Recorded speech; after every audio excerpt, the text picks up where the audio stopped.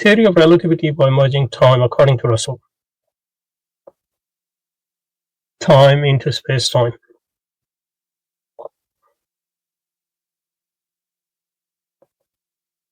Has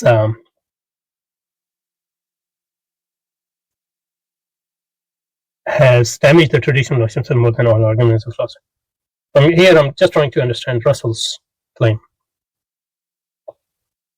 Obviously, space-time is not space-time. The concept of a space-time wasn't. It's a conceptual model, and it wasn't proposed by Einstein for the first time. There were people before Einstein who actually proposed this. Some of the Polish mathematicians and physicists, for example. But what we want to understand here is, how does this damage the concept of? So time is a measure of change, and in order to explain change, you posit, if that is true, and it is to a certain extent true, you posit the concept of substance and the concept of space, because substance is in a way contained in space, which is absolute. So if time is a measure of change, and change is basically understood as displacement within space,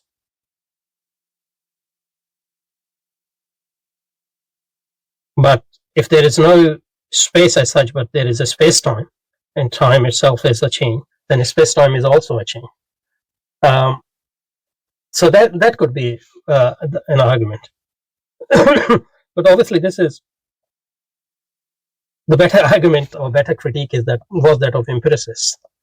But we will look at space-time and this issue in more detail in the next session, inshallah. But I just wanted to understand Russell's claim that it has damaged the traditional notion of space-time. He might have other things in mind, but that's how I could understand. That's how I naturally understand his argument, because time is the measure of change, and you posit is absolute space, and within absolute space substance.